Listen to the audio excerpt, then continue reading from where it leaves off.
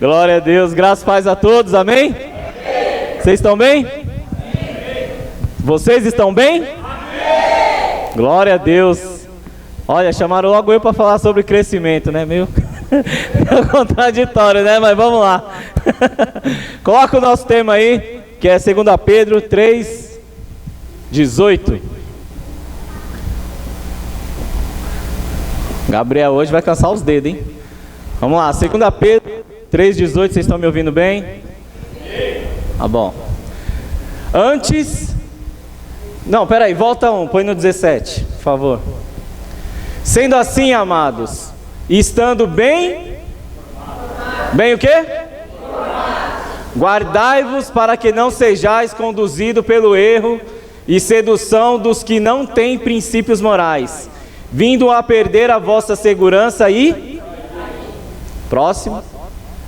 Antes, crescer na graça e no conhecimento do nosso Senhor e Salvador Jesus Cristo. A Ele seja dado a glória, agora e no dia eterno. Amém? Glória a Deus. Dá uma forte salva de palmas para Jesus.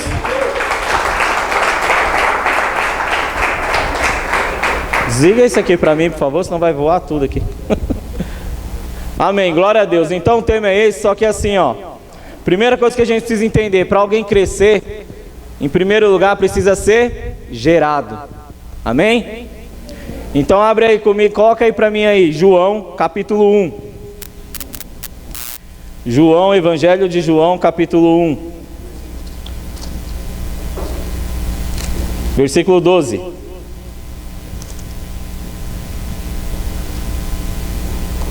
Eu marco as páginas e depois esqueço que eu marquei, mas amém.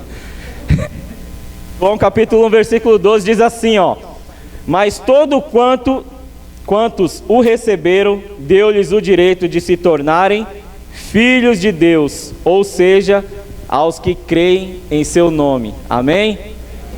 Primeira coisa que a gente precisa entender, antes de falar de crescimento, nós precisamos ser gerados em Deus. E como que é gerado em Deus? Quando você levanta a mão e você fala: eu creio, Senhor Jesus, que aquele sacrifício que o Senhor fez na cruz do Calvário foi para a remissão dos meus pecados. Quando você confessa isso com a tua boca, automaticamente você se torna filho de Deus. Só que a tradução da palavra grega para filhos, nesse versículo aqui, é uma palavra chamada... Opa, peraí. Calma aí, eu anotei aqui, agora deu um branco. Ainda bem que eu anotei. Tecnon. O que significa tecnon? Recém-nascido, criança, bebê. Em algumas passagens a gente vai ver que isso está escrito. Por quê? Quando você é gerado, logo você é uma criança. Então a gente precisa entender. O Júnior está segurando um bebê ali. Se o Júnior for embora para a casa dele agora, deixar o bebê na cadeira e falar: eu te encontro no jantar, o bebê vai lá? Por quê? Precisa ser conduzido, né? Da mesma forma somos nós. Quando nós levantamos as mãos para Deus, confessamos diante dos homens a nossa fé a Ele, nós estamos sendo gerados em Deus. Então logo nós somos um bebezinho indefeso. Por isso os irmãos mais velhinhos, que geralmente são mais chatos, tem que ter mais paciência, porque esse que acabou de ser gerado precisa ser conduzido. É aquele que você tem que ligar, é aquele que você tem que visitar, é aquele que você tem que pegar no pé, você tem que dar uns puxão de orelha e falar: vem cá, porque ele ainda é um bebê. Coloca para mim agora aí 1 Pedro 2, versículo 2. 1 Pedro 2, versículo 2 diz assim, ó: desejai, repete comigo essa palavra, desejai o puro leite espiritual. Não, só aquela palavra, gente. Como que era o nome do cara lá que estava mandando tudo aqui? Como que era o nome dele? Hã? O Kedson só falou desejai, amém? Então tá bom. Kedson foi embora, mas agora eu assumi a posição do Kedson aqui. Então, repita comigo. Agora sou eu. O puro leite espiritual, como crianças recém-nascidas, a fim de... por intermédio de alimento para a salvação. Aleluia. Logo a gente precisa entender que alguém que acabou de se converter, eu não vou falar, vem aqui, que o Sinai está aí, eu preciso te contar uma história, meu irmão. Abre Apocalipse aí, vamos conversar. E hoje eu vou querer falar um monte de coisa para ele que ele não vai entender nada. É a mesma coisa de você pegar ali o bebê do Júnior. Vou pegar ele como exemplo, que o meu tá lá em cima, tá? Mas se o Emanuel estivesse aqui, eu tava falando dele. E você falar assim, o bebê começa a chorar com fome. Aí você vai lá, pega a feijoada que a mãe do irmão fez aqui, tome na boca do neném. O que vai acontecer, gente? No mínimo vai ter como que chama aquele negócio alimentar lá? Vai ter uma intoxicação alimentar. Vai fazer bem para essa criança? Então a gente precisa entender que a palavra de Deus, a qual o próprio Jesus disse, examinai. Fala de novo comigo. Examinai. Ele não falou, ó, abre qualquer página lá e leia. Que nem eu disse outro dia aqui, que eu tinha um amigo que ele orava ali 2 minutos e falava, agora Deus vai falar comigo. Fechava a Bíblia e abria do nada e lia em voz alta. Um dia ele abriu e leu, ainda hoje buscarei a sua alma. Rapaz, ele fechou e falou, misericórdia. Falei, calma, meu irmão. Deus só te deu um sustinho para você deixar de ser besta. É para você examinar. Porque a palavra de Deus não é algo místico que a gente, né? Tipo um amuleto, ó, deixa lá no Salmo 191 que vai dar certo a entrevista de emprego. Para com isso. Se não fosse assim, o Jeremias não tinha falado que o que foi colocado em pedras, Deus queria colocar no nosso coração. E crescer na graça e no conhecimento é um processo. Repete comigo, é um processo. Não é de uma hora para outra. Pode repetir, gente. Coloca aí para mim Hebreus 5. Não, vai ser pegadinha, irmão. Vamos, me ajuda aí. Vamos interagir. Quero ver quem tá ligado. É Kedson? Não, vamos ver quem tá ligado no Kedson. Quando eu der um suspense assim, vocês falam. Vocês terminam de ler. Tá bom? Me ajuda. Vamos lá, Hebreus 5, capítulo 12. Diz assim: apesar de que a essa altura já deveis ser... Vou dar só uma pequena pausa aqui. Não é para olhar para o lado, só levanta a mão. Vai acusar os outros. Quem conhece alguém que já está há anos na igreja, porém ainda parece ser uma criança espiritual? Vou definir a criança. O Emanuel, meu filho, agora eu vou falar do meu, tá? Porque ele está com a mania de quando a gente tirar algo dele, se joga no chão. Ele chora, ele faz birra, ele começa a ficar estressado. Por quê? Porque a criança não tem maturidade. Fala de novo. Maturidade. E aí a criança, quando não tem maturidade, ela não pode tirar nada que ela quer. O celular ele sabe que é meu, mas se estiver na mão dele eu falar daqui, ele faz um berreiro como se ele tivesse pagado todas as prestações. E ainda eu tenho que tentar convencer, não, calma aí, é rapidinho, já volto para popó aqui. Ou por 3 palavrinhas. E é todo dia uma negociação. Eu sei que vocês vão dizer aí, não, mas peraí, não era para os filhos ser assim, ficar com o celular na mão. Eu falava muito isso, porque o meu, que o mais velho tem 18. Na época o celular era um tijolo. Eu nem ia querer. A do meio tem 9. Também não tinha tanta coisa legal assim no início. Só o YouTube ali que funcionava mais ou menos. Mas também naquela época só usava crédito, quando não tinha nem YouTube. E agora o Emanuel não, a geração que o Emanuel vive, quem tiver um bebê aqui que me falar que uma hora ou outra no momento de desespero vai falar, vai, assiste aí e fica calado. Olha, eu só quero ver na hora que você tiver o filho. Porque eu falava isso, hoje eu tô aí, ó. Mas enfim, vamos continuar o texto. Apesar de que a essa altura... Não, volta lá, querido, eu só li um pedacinho. Apesar de que a essa altura já deveis ser mestre. O que o escritor de Hebreus está dizendo aqui? Que tem cristão que está há muito tempo na igreja, mas ainda continua com esse comportamento de criança e já devia ser mestre. O que é que o mestre faz? Ensina. Já devia estar ensinando os outros, mas ele é birrento. Ainda estáis precisando de alguém que vos instrua mais uma vez quanto aos princípios elementares da palavra. Voltastes a necessitar do... quando já deveis estar recebendo o alimento? Então, peraí. Eu estou fazendo um paralelo aqui do crescimento natural do humano e do crescimento natural espiritual, certo? A gente entende que o crescimento natural nosso, não vou tomar o meu como princípio que eu não cresci tanto, mas vamos dizer de idade, tudo tem um tempo certo ali. Por exemplo, qual que é a idade para se alistar no exército? Antes disso dá para eu ir lá e falar, ó, tiro, porrada de bomba, eu quero ir. Dá? Não tem como, né? Por quê? Porque tem que ter uma certa maturidade, uma certa idade, precisa ter os 18 anos, certo? Agora o que que acontece? Se bem que na vida natural tem muitos trintão ou quarentão que ainda vive com o papai e com a mamãe, não tem problema, quer dizer, até tem. Mas o que que a gente precisa entender? Que na vida espiritual o tempo não é o fator determinante para o crescimento. A pessoa acaba, aceitei Jesus aqui, só daqui 18 anos eu vou ser maduro o suficiente para começar a cuidar de alguém, a ensinar alguém. É assim? É assim, gente? Claro que não. Claro que não. Graças a Deus e graças a Deus, que é Ele quem nos capacita. Amém? Próximo versículo aí. Ora, quem precisa alimentar-se de leite ainda é criança e não tem experiência no ensino da justiça. Prossegue.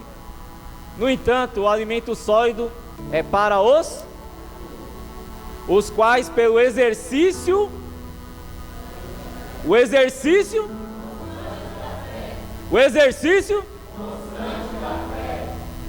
então peraí, então quer dizer que não é só eu abrir a Bíblia lá no domingo 10 minutos antes do culto ou na hora da palavra que está resolvido? É assim, TG? É TG, né? Não é assim não, né? Sempre. Agora deixa eu te falar uma coisa. Sabe por que crescer dói? Porque, ó, quem aqui já treinou na academia aí? Levanta a mão. Tô com esse corpinho aqui, mas eu já paguei academia 1 ano. Só que eu fui lá só 2 vezes. Mas paguei. Só que é o seguinte, quando você vai na academia, você fala, ó, vou crescer, vou ficar grandão. Conheço um cara aí que corre até enrolado no pano de saco. Quando você vai crescer, você quer crescer, você vai pra academia, você chega em casa o quê? Todo dolorido. Quando eu vou jogar bola, eu que sou um atleta aí aposentado em andamento, cara, eu jogo um dia e fico 1 mês me queixando de dor. Por quê? Porque os músculos, antes deles crescerem, eles dão uma atrofiada e depois estoura, né? Isso dói um pouquinho. E a mesma coisa é o nosso espírito. Sabe por quê? O Santo nos conforta. Fala assim, o Espírito Santo nos conforta. Mas a palavra de Deus nos confronta. E aí quando você começa a perceber, você está lá naquele exercício constante e tal, e a palavra vem te confrontar, e você achando que você já é maduro o suficiente para fazer acontecer no reino de Deus, você descobre que você é um bebezinho, que você precisa do alimento sólido, do alimento líquido, do leite primeiro. Aí você já começa a ficar chateado, nossa, mas eu já estou na igreja há tanto tempo, eu já fiz isso, eu já fiz aquilo, e não sei o que.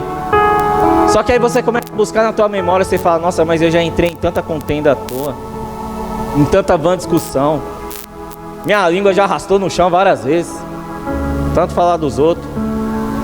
Aí você percebe que isso não é uma atitude de gente. Por isso que tem que ter o exercício constante da fé. O que é a fé, gente? A fé é o firme fundamento das coisas que não, e a certeza das coisas que se. Peraí, vamos lá que tá devagar. A fé é o firme fundamento das coisas que não, e a certeza das coisas que. Então vamos lá, o que é um fundamento? Um firme fundamento. A gente está num prédio aqui, certo? Tem umas colunas aqui em cima e tem outro prédio aqui em cima. O que está segurando essas colunas aqui? Tá onde? Tá no chão. Mas sapata desse tamanho assim, ó, que deve estar com uns 2 metros para baixo ou mais, certo? Porque a primeira coisa que a gente tem que entender, quando Deus quer nos fazer crescer, o que Ele vai fazer? Ele vai te empurrar um pouquinho para baixo. Ele vai te prender.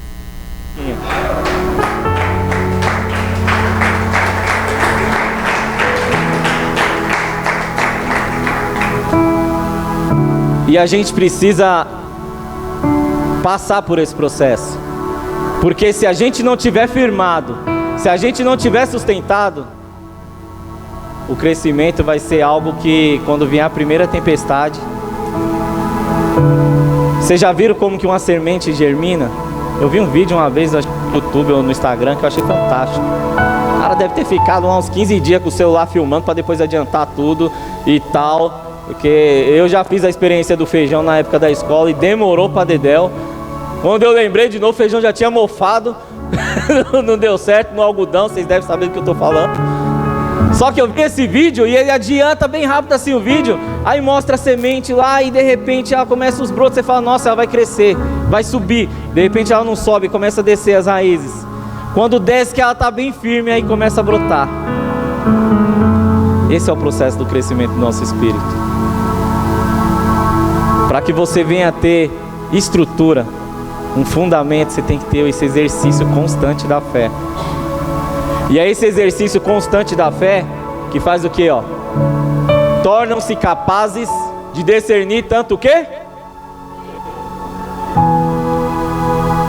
Será que tem crente que sabe o que é o bem e o mal? Ou que às vezes não sabe discernir? Tem ou não? Eu vou te ensinar o nome do primeiro. Adão. Discerniu? Bastou a mulher oferecer. E depois, para piorar, o que Adão ainda fez? Teve a cara de pau de olhar para Deus e falar: a culpa é da mulher que você me deu. Eu já tive vontade de falar alguma coisa desse sentido. Brincadeira. Jamais, minha mulher tá ali. Eu não queria falar isso para Deus, mesmo porque ela me conduz ao erro. Graças a Deus é uma mulher abençoada. Erra! Mas o que é que a gente precisa entender? Que o processo do crescimento nos faz ter esse discernimento do que é certo e do que é errado. Assim como a Catherine deu o testemunho dela aqui, para quem me conhece sabe que a minha vida não foi tão diferente. Porque eu cresci num ambiente que não era cristão, onde a Bíblia era algo mitológico. E, portanto, eu jamais tive o discernimento do que era certo ou do que era errado. Eu fazia o que eu queria. E quando a gente faz o que quer,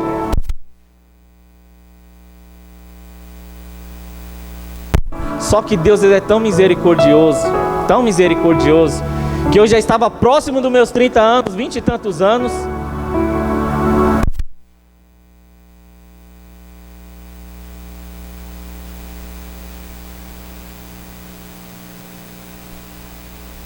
Dele. E aquela palavra entrou no meu coração de uma forma tão sobrenatural que tudo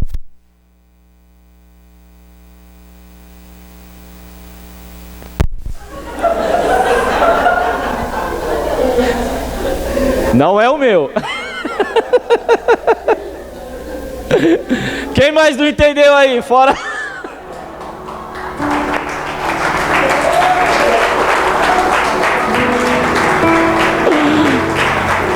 Gálatas.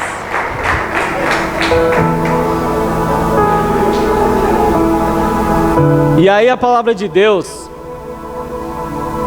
ela entrou no meu coração de uma forma, Gálatas 1 primeiro, 4:1. Entrou no meu coração de uma forma que eu entendi, diferente dessa voz.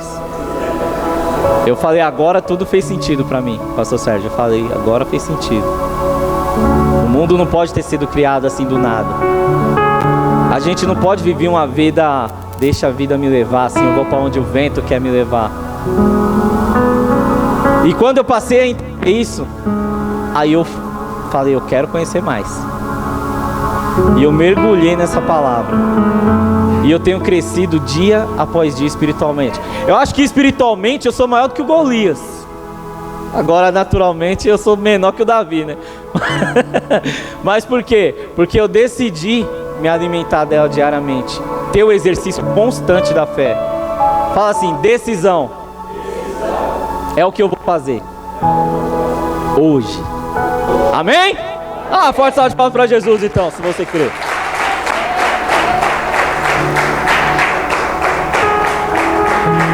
Gálatas 4, capítulo 1 fala assim, ó: afirmo, porém, que durante todo o tempo em que o herdeiro é menor de, ele nada difere de um, mesmo sendo dono.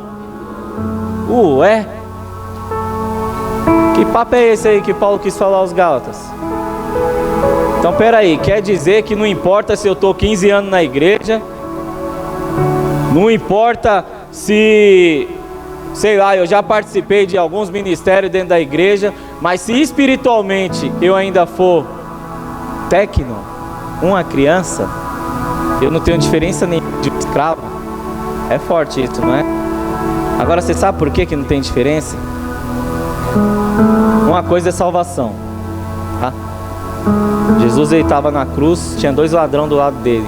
Um blasfemou contra ele, o outro falou, eu creio que o Senhor é o Salvador desse mundo e eu quero estar contigo no teu reino. Jesus falou, ainda hoje você estará comigo no paraíso. Não no reino, no paraíso. Por quê? Porque a salvação ela acontece no momento que você confessa e você se arrepende. Agora o reino é esse processo de crescimento. E a criança, por mais que ela seja herdeira, entenda isso pelo amor de Deus. Pelo amor de Deus. Nós somos co-herdeiro através de Cristo do reino. Só que enquanto a gente agir como criancinhas espirituais, nós vamos ter tutores responsáveis por nós, que vão nos levar para cá e para lá. Sabe por quê? Quando você aceita Jesus, você torna-se filho de Deus. Repete, filho de Deus. Agora, quando você decide crescer na graça e no conhecimento, aí você se torna um herdeiro legal do trono de Deus. Sabe por quê? Porque me tornar filho me deu direito à herança. Agora, viver como um filho, quer dizer, me tornar filho me deu direito a ser filho de Deus, até a herança de Deus, ser co-herdeiro. Agora, viver como filho me faz poder tomar posse da herança. Quem aqui quer estar no reino de Deus? Eu quero. Eu quero reinar com Ele. Eu não quero ser que uma criança que não se difere do escravo. Jesus, ele falou lá em João 15, ele diz o quê? Que vós não são mais servos, porque o servo não sabe o que o seu Senhor está fazendo. Agora ele quer nos chamar de amigo. Lá em Êxodo 33:11, a palavra de Deus também diz que Moisés entrava na tenda do encontro e falava com Deus face a face, como uma pessoa fala com seu amigo. Quem já bateu um papo com um amigo aqui hoje? Todo mundo, né? Agora você imagina a gente responder isso assim, quem já ficou cara a cara com Deus aqui hoje? De bate pronto assim. Seria maravilhoso? É isso que Deus quer fazer.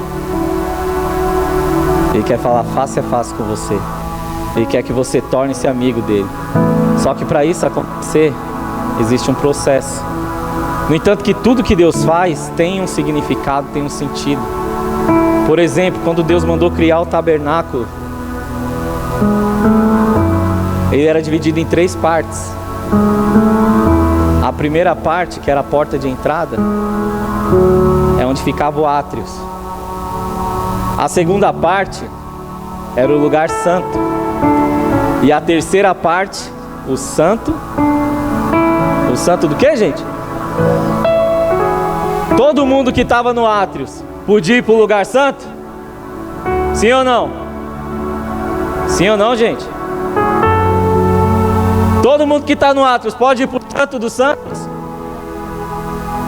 Sabe por quê?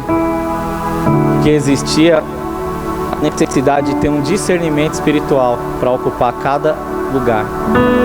E sabe por que era dividido em 3 partes? O que Jesus ele falou? Jesus ele falou 7 vezes eu sou. Mas uma das vezes ele disse: eu sou o caminho, eu sou a verdade e eu sou a vida.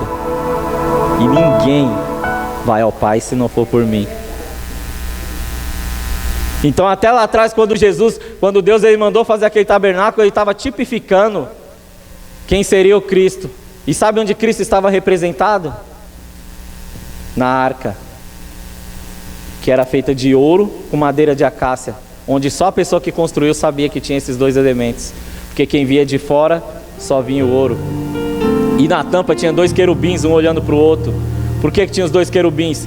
Quando o homem pecou lá no jardim do Éden, Deus foi tão misericordioso porque tinha 2 árvores lá. Qual que era o nome das árvores? A do bem e do mal e a árvore da vida. No momento que o homem pecou, que comeu do fruto do bem e do mal, Deus ele ordenou que o homem fosse expulso do jardim e colocou 2 anjos lá com espadas flamejantes para que o homem não entrasse e não comesse da árvore da... Porque senão ele ia ser um pecador o quê? Talvez você não tinha se ligado nisso até hoje, né? Mas até lá, quando tudo aquilo aconteceu, tanto amor que Deus tem por mim e por você, Ele evitou que isso acontecesse. Ser uma geração de pecador eterno. Porque em Romanos fala que todos pecaram e destituídos estavam da glória de Deus. Mas aonde o pecado abundou, superabundou a graça. Coloca para mim 1 João capítulo 2. 1 João capítulo 2, versículo 12. Filhinhos, eu vos escrevo porque os vossos pecados foram... Que notícia boa, né? Graças ao nome de Jesus. Próximo. Pais, eu vos escrevo porquanto conheceis aquele que é desde o... Jovens, eu vos escrevo porque venceste o maligno. Presta atenção numa coisa aqui. Aleluia. Só um glória a Deus aqui, gente. Uma carta maravilhosa desse, todo mundo calado. Sabe o que é o Evangelho? O Evangelho é boa notícia. Tem gente que só prega o pecado aí. Ei, você vai pro inferno com esse pecado aí. Agora sabe o que Deus mandou a gente pregar? Boa notícia. O Evangelho, a salvação. Quer falar de... Porque pro teu irmão você tem que falar do que pode resolver o pecado dele. Que é o que? O sacrifício de Jesus na cruz do Calvário. E aqui quando o apóstolo João ele escreve, ele mais uma vez ele usa a palavra teknon para falar filhinhos. Ele fala: filhinhos, eu vos escrevo porque os seus pecados foram perdoados. Quando que acontece esse ato dos nossos pecados ser perdoados? No momento em que somos gerados. Amém? Vocês estão aqui ainda, gente? Amém, glória a Deus. Aleluia. Quando ele escreve para os pais, ele está falando para alguém já maduro, alguém com maturidade. E ele fala: eu vos escrevo porquanto vocês conhecem aquele que é desde o... Porque a pessoa, quando ela atinge a maturidade, ela não vai ficar presa só em alguma coisa. Ela quer saber do início, do meio e do que há de vir. E quando ele fala para os jovens: eu vos escrevo porque vencestes o maligno. O jovem representa o que aqui? Vigor, força, disposição. Ainda que às vezes não pareça, mas é isso que o jovem deve representar. Agora, por que às vezes o jovem com vigor dá umas cabeçadas, ou às vezes a pessoa que já é madura tem muita sabedoria, mas não tem mais vigor para fazer nada. É exatamente por isso que Cristo é o cabeça e a gente é o corpo. Porque a gente precisa um do... Gente, fala isso com vontade. Olha para quem está do seu lado e fala: eu preciso de você. E você precisa de mim. Coloca para mim aí, para a gente finalizar, Romanos 8, 14. Aleluia. Romanos 8, 14.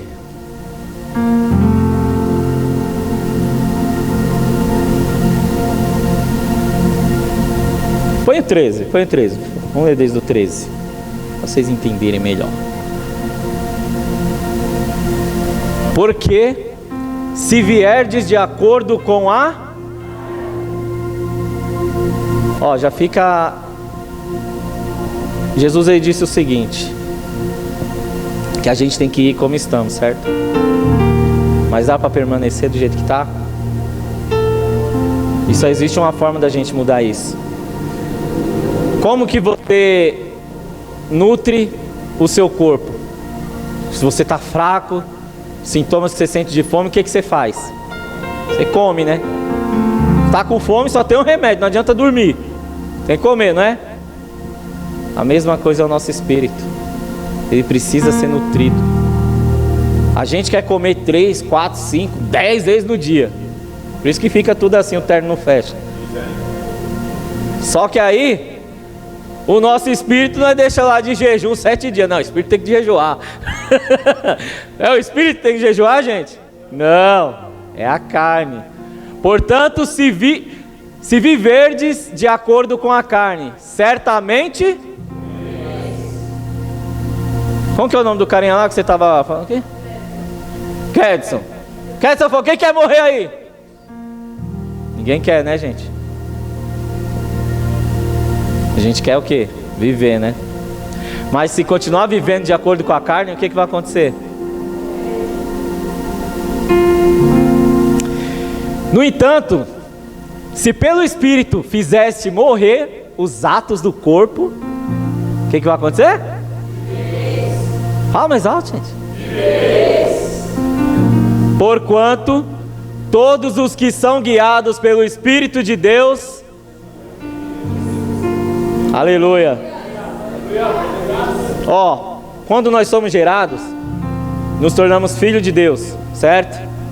Só que lá no grego a tradução para aquela palavra filho é que não, bebezinho, recém-nascido, criança. Já aqui, volta para o versículo lá, meu querido, o que estava, o 14. Filhos de Deus aqui no Romanos 8, 14, quer dizer huios, que são o quê? Filhos maduros. O que Deus aí quer que a gente seja, gente? Sabe por quê?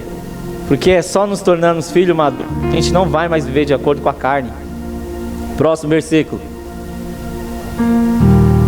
Pois vós não recebeste um espírito que vos escravize, para andardes mais uma vez atemorizados, mas recebeste o espírito que os adota como filhos, por intermédio do qual podemos clamar: Abba, Pai. Presta atenção numa coisa. Deus, Ele quer que a gente encare esse processo de crescimento com seriedade. Na quinta-feira, quando eu estava ministrando aqui, a Ju me trouxe a lembrança aí de uma estatística que eu vi, e eu compartilhei com todo mundo aqui da igreja. E essa estatística, apesar de parecer algo muito lindo, maravilhoso, é preocupante. A estatística dizia que em pouco tempo o Brasil, a maioria dos habitantes serão cristãos protestantes. Glória a Deus. E bom, vencemos a batalha, como diz o louvor. Sim ou não, gente? Ixi, tá meio dividido, hein? Tá pior que o segundo turno. Mas é o seguinte, meu povo, isso é preocupante, sabe por quê? Pode ser igual aquele desenho do Poderoso Chefinho. Quem já assistiu aqui, Poderoso Chefinho? É um monte de quê que está dominando tudo lá? Um monte de criança, um monte de bebês, pessoas que deveriam estar sendo carregadas daqui para lá, como uma criança recebendo o leite espiritual, vão estar querendo o rebanho, vão estar liderando turma de jovens, vão estar evangelizando, cantando, fazendo um monte de coisa. Imagina o caos se isso acontecer. Mas Deus, ele é tão bom, mas tão bom, que a gente pode mudar isso. Sabe como? Amadurecendo. Porque quem amadurece ensina o outro, e aí você vai ensinar o outro a amadurecer também. Porque a gente não pode ficar pegando o crente lá a vida inteira que vai para a igreja e trazendo no colo. Uma hora você tem que falar: meu filho, está na hora de andar, vai. Porque você precisa carregar outras pessoas. Se fosse para fazer algo sozinho, Jesus não tinha chamado 12. E os 12 não tinham multiplicado isso. O Espírito Santo não vinha sobre eles para que muitas pessoas se arrependessem. A responsabilidade do crescimento é essa. O que Jesus disse? Ide e fazei. Fazer discípulo não é fazer amiguinho, não é fazer membro, não é fazer nada. Discípulo é pessoas que vão estar capacitadas para levar adiante. E só para eu finalizar aqui, eu vou resumir o que eu disse aqui na quinta-feira, quando eu falei sobre a história do rei Zedequias, que quando ele recebeu a notícia de que ele morreria, ele orou, Deus compadeceu e deu mais 15 anos para ele. Só que ele tinha recebido também um alerta: conserta a tua casa. Mas ele, no alto do orgulho dele, falou: não, eu sou um rei exemplar, eu já venci várias batalhas, eu guardo os mandamentos, eu faço tudo o que Deus quer. Só que Deus, ele é o Deus de ontem, de hoje e de eternamente, de amanhã, ou seja, do futuro. Deus vai ver coisas aqui que a gente não vê ainda. E aí o que aconteceu? Quando ele foi curado, ele lembrou de arrumar a casa? Não. Ele recebeu uma profecia de Isaías dizendo: olha, todo o seu ouro, sua prata, seu tesouro vai ser roubado, seus filhos vão se tornar eunucos. Sabe o que ele disse? Boa essa palavra.